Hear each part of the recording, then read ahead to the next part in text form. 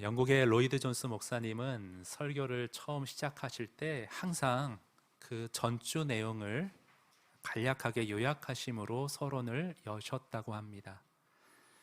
저도 오늘은 지난 설 주간으로 이렇게 우리가 한 주를 건너뛰었기 때문에 2주 전 내용을 간략히 복습하면서 시작을 열도록 하겠습니다.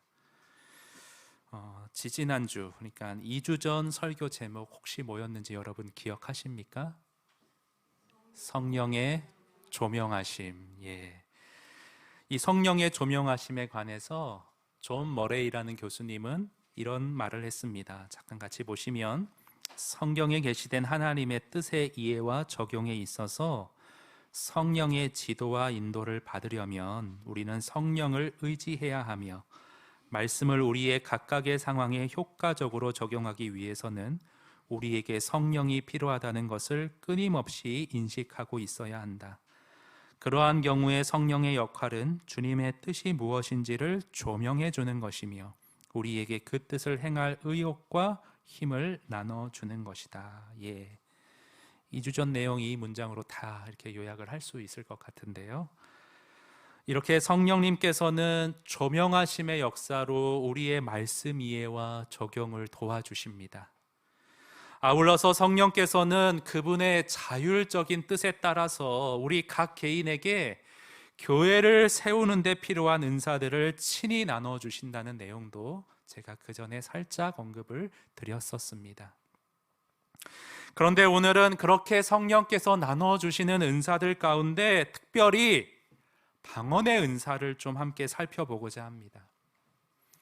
왜냐하면 이 방언의 은사는 오늘날 교회 안에서 가장 극단으로 의견을 달리하는 주제이기 때문에 그렇습니다. 방언 때문에 교파가 나뉩니다. 교회 안에서 사랑하는 성도끼리 무슨 하자가 있는 것 마냥 서로를 비방하는 입장에 서기도 하는 것이 바로 이 방언 문제 때문에 그렇습니다. 그래서 방언은 교회 안에서 논란을 일으키는, 그래서 정리가 꼭 필요한 부분이기 때문에 저는 오늘 여러분과 함께 이 문제를 성경적으로 정리해 보고자 합니다. 우선 이 방언 문제를 다룰 때에 크게 두 갈래의 대립이 있는데요. 한쪽에서는 이 방언이 믿는 신자라면 모두가 무조건 다 받아야 하는 필수 불가결한 은사라고 주장을 합니다.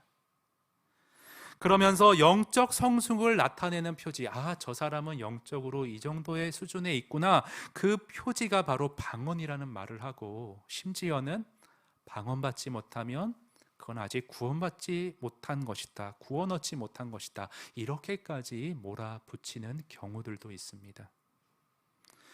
그런데 또 반대쪽 극단에서는 완전히 다른 얘기를 하는데요. 무슨 말을 하냐면, 방언은 이제 더 이상 없다, 끝났다.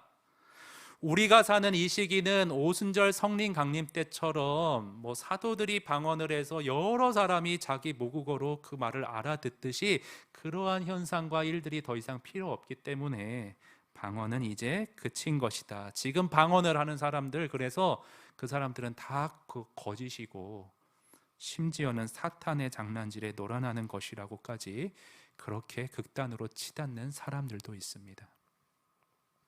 제가 보기에는 둘 다, 양쪽 다 잘못된 과격한 극단이 아닐까 싶습니다. 방언은 성령 하나님께서 그분의 뜻에 따라 우리에게 주권적으로 주시는 은사, 선물이기 때문에 성령께서 판단하셔서 A라는 사람에게는 방언을 줘야겠구나, B라는 사람에게는 방언 아닌 다른 은사를 줘야겠구나, 이렇게 하실 수 있기 때문에 방언은 모두가 기초적으로 다 받아야 하는 신앙의 기본 베이스다, 이렇게 나가는 것은 오류라고 봅니다. 그러나 동시에 이 시기에 더 이상 방언이 없다, 방언은 그쳤다, 이렇게 또 막 나가는 것은, 그건 또 하나님을 너무 제한하고 상자에 가두는 이론이 아닌가 싶습니다. 여러분, 우리는요, 이 죄성을 가지고 있기 때문에 내가 성장하고 자라온 교회 내에서 배워온 그 신앙의 색채, 목사님이 설교한 어떤 신학적인 관점, 그것만이 전부라고 굳혀버리고 많은 함정에 빠지기가 매우 쉬운 존재가 바로 저와 여러분입니다. 그러니까 내가 경험한 것, 오로지 그 틀 안에서만, 내가 체험한 것만이 전부인 양, 그 울타리 안에서만 목소리를 높이고 마는 그런 오를 범하기가 쉬운 것이 죄성을 가진 저와 여러분의 함정이라는 것입니다. 그래서 우리가 이런 덫을 피할 수 있도록 로이드 존스 목사님이 한 가지 당부를 주셨는데요. 똑같이 경건하고 똑같이 학구적인 사람들이 서로 다른 견해를 제시한다면 우리는 겸손하고 열린 마음으로 그들의 생각을 읽고 우리가 성경을 이해한 바에 따라 최선을 다해 검토해 보아야 합니다. 서로 다른 견해를 고찰함에 있어서 가장 먼저 해야 할 일들은 편견들과 모든 종류의 당파심을 제거하는 것입니다. 당파심이란 말은 우리 모든 사람은 특정한 입장을 취하는 경우가 많으며 때로는 자기도 모르는 사이에 진리를 발견하는 일보다는 이미 믿어왔다고 생각하는 일을 고수하는 것에 더 관심을 가진다는 의미입니다. 제가 앞에서 그 똑같이 경건하고 똑같이 학구적인 사람들, 이거를 빨간색으로 좀 표기를 쫙 해놨는데, 왜냐하면 제가 알기로요, 한국교회 큰 어른이시죠, 한경진 목사님, 박윤선 목사님 다 방언을 못하셨다고 제가 들었습니다. 그런데 저희 아버지께서는 한국에서 목회하실 때는 방언을 못하시다가 선교지에 나가서 방언을 받으셨어요. 저는 방언을 못합니다. 그러나 저희 아내는 방언으로 기도를 하고 있습니다. 그 장로교의 대표적인 신학교, 그 웨스트민스터 신학교라고 미국에 있는데 거기에 리차드 개핀 교수님, 또 성경을 잘 가르친다고 소문난 존 메가너 목사님, 다 방언에 대해 이 시대에 그것은 이미 중단된 것이다, 소위 말해 그 은사 중지론을 주장하고 있는데, 근데 같은 개혁주의고 칼빈주의를 지향한다는 존 파이퍼 목사님, 로이드 존스 목사님은 이 교회 안에서 질서 있게 방언이 행해져야 한다는 전제하에 신중하게 방언을 받아들이고 있습니다. 똑같이 경건하고 똑같이 학구적인 사람들이 방언 문제에 있어서만큼은 서로 의견을 달리하고 있고, 또 세부적인 사항에 들어가서는 거기서도 또 조금씩 다른 의견을 보이고 있는 것을 우리가 발견합니다. 자, 그럼 이럴 때 우리는 어떻게 해야 하냐? 앞서 말씀드렸듯이 겸손함을 가지고 오직 성경을 기준으로 내가 그동안 경험한 편견, 당파심, 그런 거 다 걷어내고 우리 신앙과 행위의 궁극적 권위인 이 성경으로 들어가서 이 문제를 신중하게 검토해 보고자 하는 이 열린 마음을 가지고 이 문제에 접근해 들어가야 합니다. 그런데 우선적으로요, 제가 성경으로 들어가서 방언 문제를 여러분과 함께 본격적으로 살펴보기 이전에 한 가지 우리가 유념해야 할 성경 해석의 원칙 두 가지를 제가 좀 말씀드리기 원합니다. 왜냐하면 지금 똑같이 성경 말씀을 믿고 있는 사람들, 경외하는 사람들이 그 성경 가지고 서로 다른 의견을 내놓고 있기 때문에 이 성경을 어떻게 해석하는 게 객관적인 것인가, 이 점을 먼저 잘 짚고 시작을 하는 게 혼선을 방지하는 길인 것 같아서 그렇습니다. 여러분, 제가 한 가지 두려운 게 기억이 정확히 나진 않는데 존 메가더 목사님이 어떤 설교를 하실 때 이런 말로 시작을 하신 게 기억납니다. 시작을 첫 마디를 이렇게 하셨어요. 저는 오늘 여러분을 해석의 바다에 빠뜨릴 것입니다. 저도 오늘 여러분을 괜히 그 바다 심연 깊은 곳으로 몰고 가지 않을까 좀 두려운 마음이 있는데, 여러분 그래도요, 때때로는 이런 설교도 잘 들어놓아야 우리가 성경 말씀을 보고 판별하는 눈을 띄울 수 있기 때문에 여러분 잘 인내해서 주의 깊게 따라와 주시기를 부탁을 드리겠습니다. 그러면 그 성경 해석의 원칙을 명제적으로 제시하지 않고 우선 이사야 48장 말씀을 예시로 들어서 설명을 드리겠습니다. 화면에 준비했는데요, 49장 14절부터 보시면 오직 시온이 이르기를, 여기서 시온은 이스라엘을 뜻합니다. 이스라엘 백성들이 지금 하나님 앞에 불평하기를 여호와께서 나를 버리시며 주께서 나를 잊으셨도다. 근데 이에 대한 하나님의 답변이 15절에 나오는데 뭐냐면 여인이 어머니가 그 자녀를 잊을 수 없듯이 내가 너를 잊을 수 없다라고 말씀하시지요. 간혹 육신의 어머니는 그 완전하지 못하기 때문에 젖먹이 어린아이를 경제적인 이유에서 또 다른 이유에서 버리거나 있는 경우가 생겨날 수도 있지만 우리 하나님은 결단코 그렇게 하실 수 없다라는 말씀입니다. 또한 16절에 보시면 내가 너를 내 손바닥에 새겼다. 여러분, 이 당시의 종들은요, 자신이 섬기는 주인들의 이름을 손바닥에 새기는 그런 풍습이 있었습니다. 근데 지금 거꾸로죠. 이스라엘의 주인 되신 하나님께서 친히 종들의 이름을 당신 손바닥에 새겨서 백성들의 존재를 잊지 않으신다라는 의지를 지금 표명하고 계신 것입니다. 그리고 16절 후반절에 너의 성벽이 항상 내 앞에 있다. 적국의 침략에 의해 무너져 내린 이스라엘의 성벽을 하나님이 항상 눈앞에 보고 계신데 두고 계신다. 무슨 말이에요? 하나님은 당신의 자녀들의 아프고 어려운 사정에 대해 무관심하시거나 방치하지 않으시고 항상 애끓는 심정으로 무한한 관심을 갖고 언제 구출해 줄지 지켜보고 계신다는 의미입니다. 이 모든 말씀은 한마디로 뭘 지금 말하고 있느냐? 자녀를 향한 하나님의 절절한 사랑을 나타내고 있지요. 그런데 이거는 모두가 공통적으로 다 동의할 거예요. 성경책을 일반 책 읽듯이 상식적으로 읽고 이해하는 분들이라면 이런 해석에 대해 다 동의할 것입니다. 근데 문제는 뭐냐? 서로 의견을 달리하는 지점이 이 49장 본문에 있다는 겁니다. 19절을 보시면요, 이는 내 항폐하고 적막한 곳들과 내 파멸을 당하였던 땅이 이제는 주민이 많아 좁아지게 될 것이며 너를 삼켰던 자들이 멀리 떠날 것이니라. 이사야 선지자는 바벨론 포로기에 활동했던 선지자인데 지금 이스라엘 백성들을 향해서 바벨론 포로에서 돌아온 너희들이 그 수가 많아서 이스라엘 땅이 좁아지게 될 것이다, 그런 말을 하고 있는 것 같은데, 그런데 역사적으로 봤을 때 그렇게 백성들의 수가 많아서 인구 땅이, 이스라엘 땅이 초과되었던 적은 단 한 번도 없었다는 겁니다.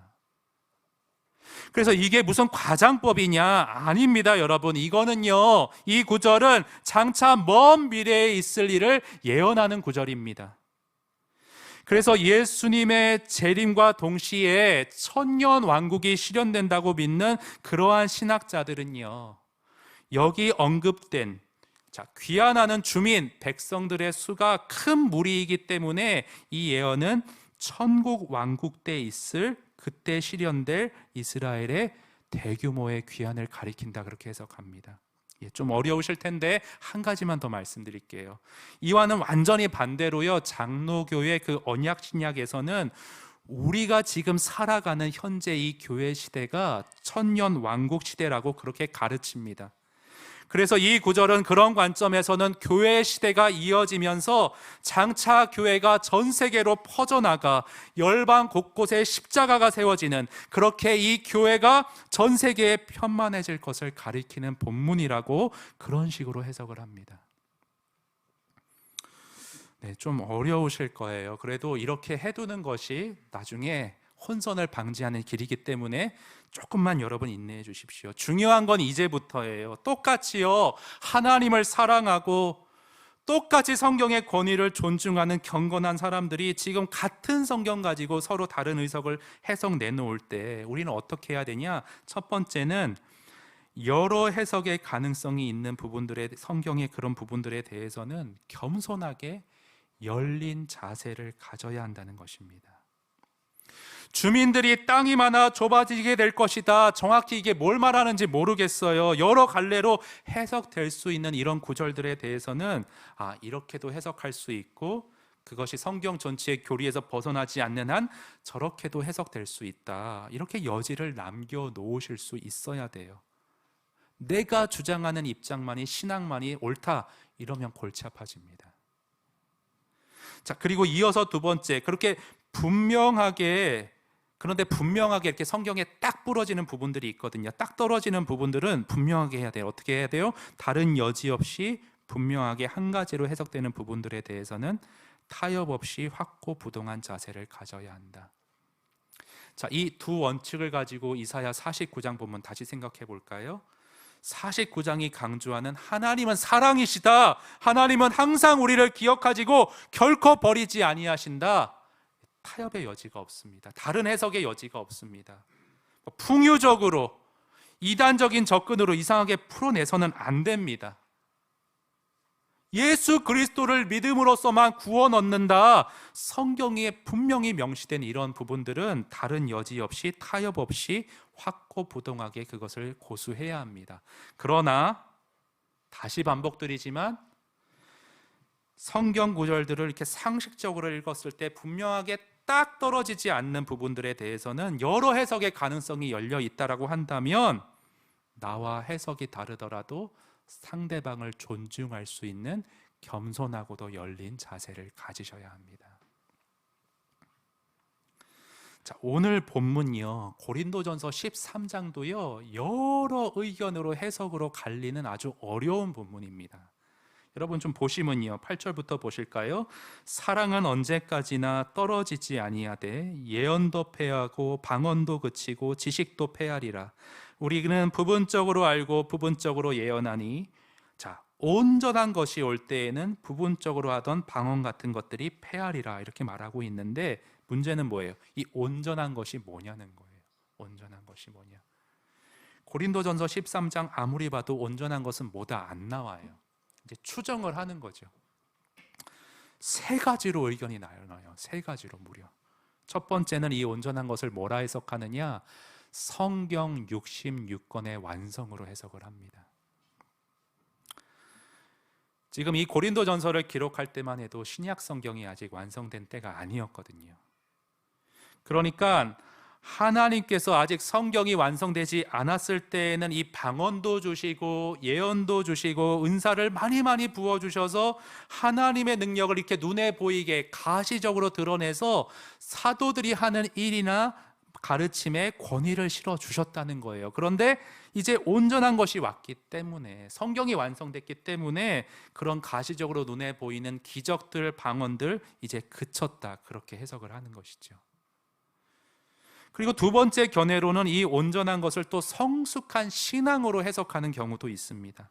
이건 이제 11절 이어지는 그 11절 문맥에 의거해서 이런 해석이 나오는데, 보시면 내가 어렸을 때에는 말하는 것이 어린아이와 같고 깨닫는 것이 어린아이와 같고 생각하는 것이 어린아이와 같다가 장성한 사람이 되어서는 어린아이의 일을 버렸노라. 무슨 말이죠? 우리가 부분적으로 진리를 알 때에 어린아이와 같을 때는 뭐 무슨 예언이다 방언이다 이런 게 굉장히 큰 화제거리가 될 수도 있지만, 장성한 분량의 믿음의 사람이 되면 그런 거 다 부차적으로 여기게 될 것이다. 뭐 지금 그런 말씀을 하고 있는 거예요. 그러나 저는요, 이 마지막 세 번째 견해를 지지하고 있는데, 세 번째 견해는 이 온전한 것을 종말론적인 천국, 예수님의 재림으로 해석을 합니다. 저는 이게 가까운 문맥 11절도 커버를 하고 12, 13절 문맥도 다 아우른다라고 저는 그렇게 생각을 합니다. 11절 말씀 다시 보시면요, 예수님이 재림하실 때 우리가 영화로운 몸을 입고 저와 여러분은 구원의 완성, 그 장성한 분량이 충만한 데 이르게 되지요. 지금 11절 그거를 말하고 있고, 12절, 자, 그때가 되면 구원의 완성을 경험할 마지막 때가 보면 12절, 지금은 우리가 지금은 거울로 보는 것 같이 희미하나 그때에는 얼굴과 얼굴을 대하여 볼 것이요 내가 부분적으로 하나 그때에는 주께서 나를 아신 것 같이 내가 하늘의 신비한 모든 비밀한 감추어진 뜻을 온전히 다 알게 될 것이라 말씀하고 있습니다. 그렇게 문맥이 좀 뚫리잖아요. 13절도 마찬가지예요, 여러분. 온전한 것을 종말의 마지막 때로 해석하면, 자, 종말의 마지막 때에 가면요, 우리가 믿음과 소망으로 바라던 모든 것들이 성취가 됩니다.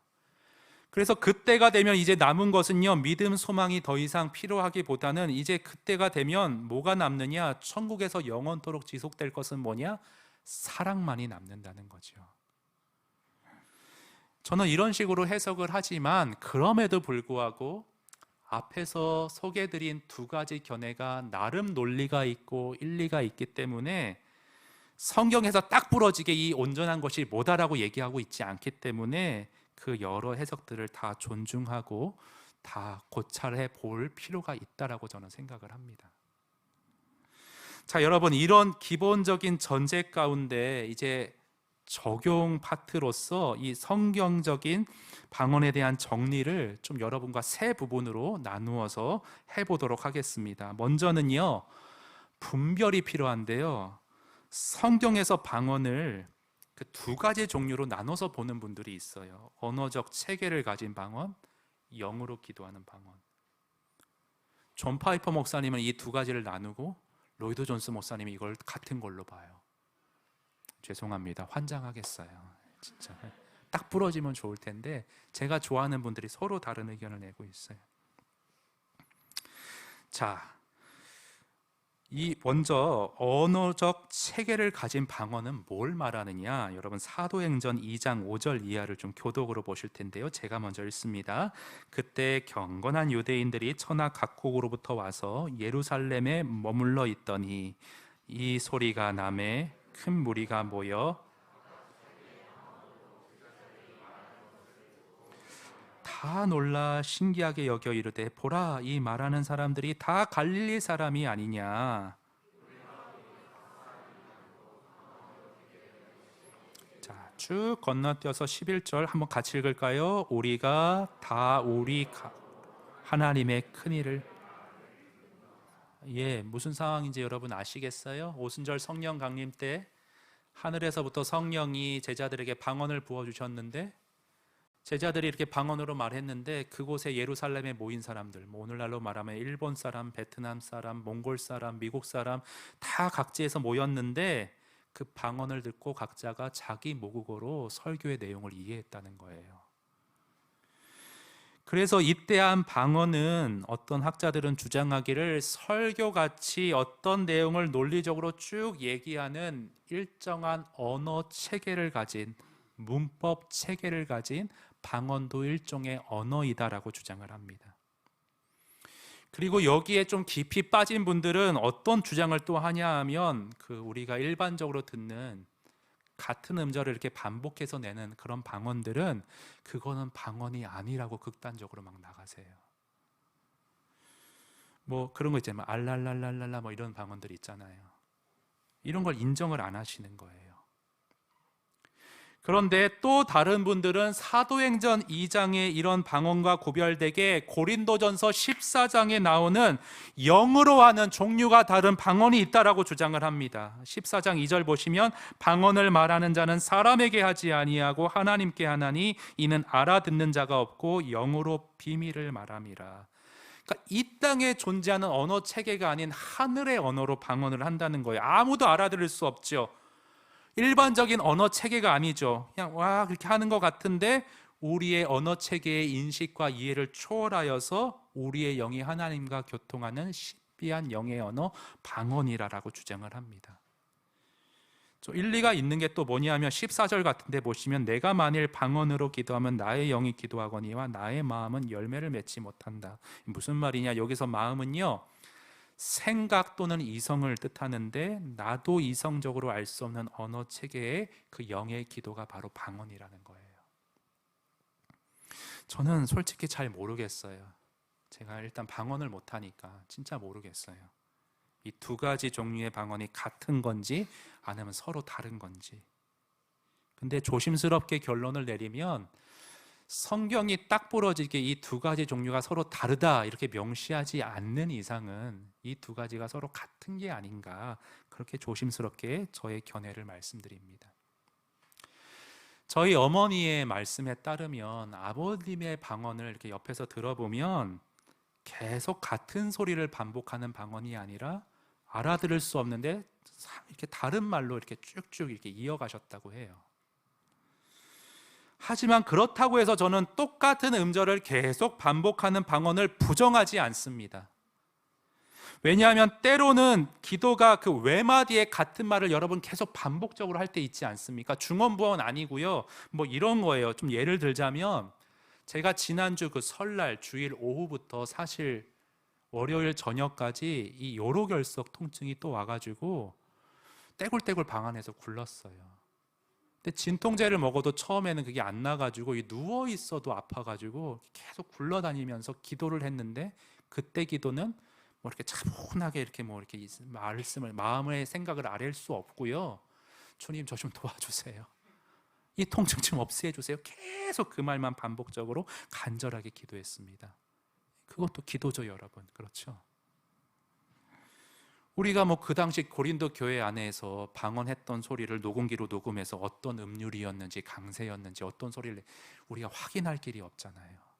그렇다고 한다면 함부로 방언은 이런 형태만이 옳다 그렇게 규정지어서는 안 된다고 봅니다. 그러나 여러분, 꼭 한 가지 말씀드리고 싶은 것은, 그러나 동시에 만약에 내가 방언의 은사를 받았다고 한다면 내가 하는 방언이 정말 옳은 것인지 혹은 잘못된 것인지 신중하게 한번 점검하고 분별할 필요는 분명히 있는 것 같습니다. 왜냐하면 저는 기독교 아닌 타 종교에서도 뭐 몰몬교 이런 데에서도 방언과 유사한 종교적 체험을 했다는 얘기를 들었습니다. 그러니까 방언의 은사를 받지 않았는데 주변 사람들이 계속 방언해야 된다 이렇게 자꾸 압력을 넣으니까 뭐 그런 경우도 있는 것 들었어요. 그 바나나를 거꾸로 해서 나나바 이거를 계속 빠르게 해서 혀를 꼬이게 만들어서 나도 방언 받았다 이렇게 가는 거, 이거는 아니라고 생각합니다. 뭐 방언 띄게 해주는 학원이 있다고 그러고, 이거는 아닌 것 같습니다. 그래서 신중한 분별 속에 성령이 나에게 주신 방언이 맞는가, 만약에 그게 옳다라고 한다면 저는 방언은 오늘날에도 필요한 우리 신앙생활에 큰 유익을 끼치는 귀중한 은사라고 저는 그렇게 믿습니다. 저희 아버지에게 여쭈니까요, 아버지 방언으로 기도하면 어떤 유익이 있으세요? 뭐라고 말씀하시냐 하면, 아들아, 하나님과 영적으로 깊은 교통을 누리게 된단다. 또 저희 아내에게 물어보니까요, 방언으로 기도하면 어떤 유익이 있냐, 제가 아내에게 물어보니까 성도님들을 위해 중보 기도할 때요, 내가 모르면 그 성도의 속사정을 충분히 알고 기도해 줄 수 있는 그런 유익이 있다 말을 해주더라고요. 얼마나 귀합니까, 여러분? 그러나 이 방언, 귀한 방언에 한 가지 좀 주의사항이 있는데요, 이 방언의 은사는 계속 말씀드리지만 성령께서 주권적인 뜻에 따라 각 개인에게 나눠주시는 것이지 내가 원한다고 꼭 받아낼 수 있는 그런 것 아닙니다. 존 파이퍼 목사님은 이런 간증하셨어요. 주님, 이렇게 기도하셨대요. 주님, 저는 방언의 은사를 너무나도 사모합니다. 제게도 이 은사 주시면 안 되겠습니까? 그런데 주님은 파이퍼 목사님에게 방언은 허락지 않으시고 대신에 그분 마음 가운데 이런 생각을 떠오르게 하셨대요. 존 파이퍼야, 나는 내게 가르침과 설교와 목양의 은사를 주었다. 너는 그 은사로 방언하는 성도들을 잘 목양하거라. 그래요, 여러분. 이 모든 일은 하나님의 전적인 소관입니다. 그러므로 방언에 대한 성경적인 정리 두 번째 같이 한번 읽어보면 좋을 것 같은데요. 자, 주의점 한번 읽습니다. 시작. 방언은 필수적인 것이 아니요 영적 우월감을 가질 은사도 아니다. 예. 어떤 부흥 집회 가보면요, 절대 필수적인 것도 아니고 영적 우월감을 가질 것도 아닌데 부흥사님이 우리 다 같이 소리 높여서 방언으로 기도합시다 이렇게 인도하시는 경우 있어요. 근데 문제는 뭐예요? 나는 방언 못하는데 그때 같이 방언으로 소리 높여 기도하지 못하면 왠지 소외감 느끼고 열등감 겪고 내가 무슨 하자가 있나? 아니라는 거예요. 모두 다 방언의 은사를 받을 수 없어요, 여러분. 바울은 뭐라고 가르치냐 하면, 그러므로 온 교회가 함께 모여 다 방언으로 말하면 알지 못하는 자들이나 믿지 아니한 자들이 들어와서 너희를 미쳤다 하지 아니하겠느냐. 또 12장 27절 이하 교독으로 읽어볼 텐데 제가 먼저 읽습니다. 너희는 그리스도의 몸이요 지체의 각 부분이라. 자, 28절 시작. 하나님이 교회 중에 몇을 세우셨으니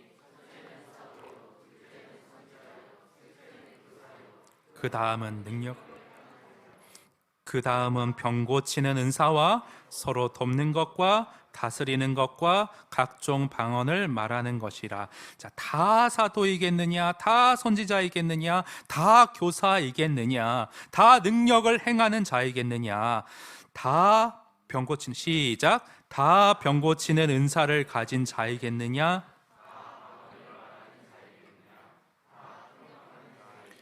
예, 여러분 지금 의문문이죠. 다 교사이겠느냐, 다 방언 말하는 자이겠느냐. 대답은 뭐예요? 아닙니다. 다 똑같이 일률적인 한 가지 은사를 교회 안에서 받을 수 없습니다. 다양하게 성령께서 주시는 거기 때문에 방언은 필수 사항이 아닙니다. 그렇죠? 우월감을 가질 것도 못 되는 게, 여러분 28절 다시 자세히 보세요. 자, 하나님이 교회 중에 몇을 세우셨으니 이렇게 하면서 은사를 쭉 나열하는데, 자, 첫째, 둘째, 셋째 순위를 매겨가면서 지금 방언은 어디에 있어요? 맨 끝자리에 있죠. 이건 아마도 그 당시 고린도 교회 내에 방언을 사용하는 사람들이 문제가 되었기 때문에 의도적으로 지금 방언을 맨 뒷자리에 둔 것으로 봅니다. 그러면서 첫째, 둘째, 셋째 은사가 다 지금 말씀과 관련된 은사들인 것을 우리가 볼 수 있어요. 이건 우열의 문제가 아니라 말씀 사역이 교회를 세우는 기초가 되기 때문에, 건강한 교회를 세우기 위해서는 말씀이 베이스로 잘 깔려 있어야 되기 때문에, 그런데 방언은 그런 어떤 우선순위와 기초는 아니라는 것이죠. 그래서 여러분 31절 보시면요, 너희는 자, 더욱 큰 은사를 사모하라. 근데 여기 헬라어로 더욱 큰 은사를 원문으로 보면 단수가 아닌 복수로 되어 있어요. 더욱 큰 은사들. 뭔 말이에요? 그 앞에 28절에 나오는 첫째, 둘째, 셋째 말씀과 관련된 은사들을 뜻하는 것이지요. 방언보다 말씀과 관련된 은사들을 더욱 사모해라. 자, 그러면서 이렇게 방언이 우월감을 가질 은사가 아니기 때문에 여러분 어떻게 적용할 수 있냐면, 여러분 다 그러신 건 아닌데 간혹 방언의 은사를 받은 분들 가운데 너무 그것이 또 뿌듯하고 자부심이 있다 보니 방언으로 유독 크게 기도하는 분들이 계세요. 근데 어떤 문제가 있냐면, 방언을 못하는 분들은 그 소리가 너무 낯설고 이상해서 기도에 방해를 받는 경우가 있거든요. 그래서 그렇게 자부심과 우월보다는 다른 사람을 섬기고자 내가 조금 목소리를 낮춰서 방언기도 하는 것이 이 고린도전서 14장에서 바울의 어떤 권면의 그러한 흐름이라 볼 수가 있습니다. 그래서 여기서 얻어낼 수 있는 원리는 뭐냐? 성령의 모든 은사는 나를 절제하고 다른 이를 위하는 언제나 그 사랑 안에서 행해져야 한다는 것입니다. 오늘 고린도전서 말씀도 그 점을 강조해주고 있는데, 여러분 31절 다시 보세요. 너희는 더욱 큰 은사, 말씀에 대한 은사들을 사모해라. 그러면서 이어지는 말씀, 내가 가장 좋은 길을 너희에게 보이리라. 뭔 말이에요? 내가 방언이나 그 밖에 다른 은사들을 사용할 가장 좋은 방법, 가장 좋은 길을 너희에게 가르쳐 주겠다. 그러면서 이제 이어지는 게 13장 1절, 그 유명한 사랑장, 고린도전서 13장입니다.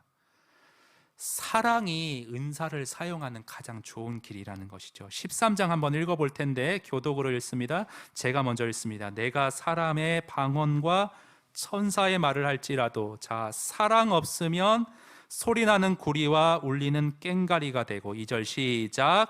내가 예언하는 능력이 있어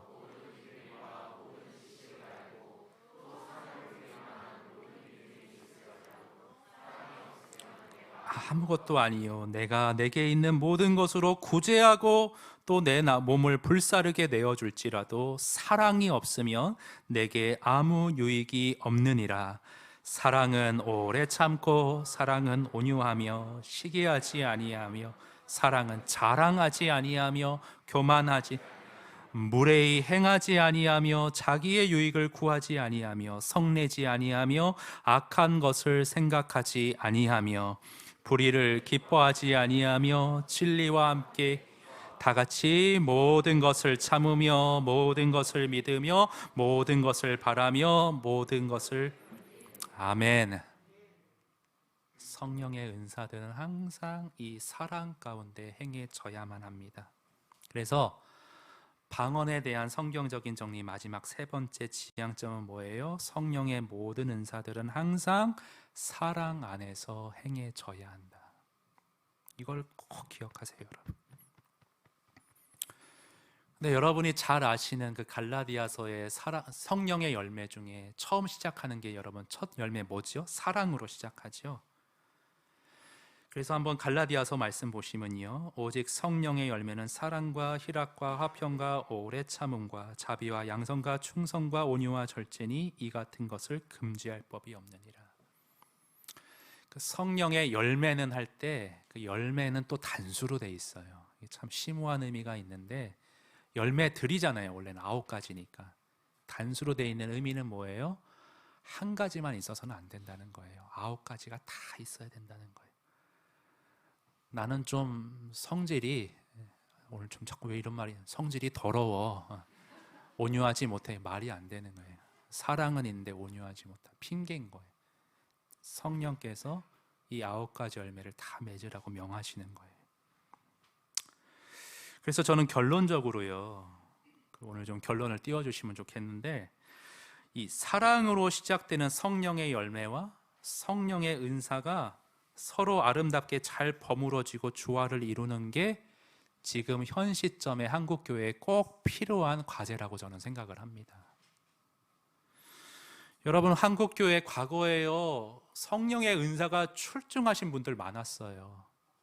치유를 일으키고 막 뭘 하고 그런데 성령의 열매가 부족해서 오히려 교회를 시험에 들게 만들고 지체들을 실족하게 만든 사례들이 있습니다.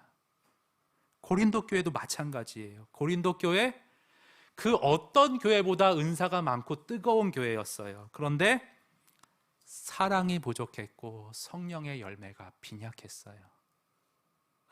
인격적으로 미성숙한 사람들이 교회에 사역을 하다 보니 얻어진 결과가 뭐냐? 고린도 교회는 심각한 분열과 진통과 내용을 겪게 되었다는 것, 우리는 고린도 전서에서 확인해 볼 수가 있습니다. 한국 교회가 비슷한 것 같아요. 결론적으로 여러분, 우리가 방언의 문제를 숙고함에 있어서 내가 방언을 하냐 하지 못하냐 그런 거 떠나서요, 그건 성령이 주관하시는 거니까 내가 임의대로 할 수 없잖아요. 그런데 은사는 성령이 자율적으로 주관적으로 주시는 것인데, 성령의 열매는 A에게만 주고 B는 괜찮아, 이거 아니에요. 성령의 은사는 따로따로 주시지만 성령의 열매는 공통적으로 모두에게 필수 사항인 것을 여러분 잊지 마시기 바랍니다.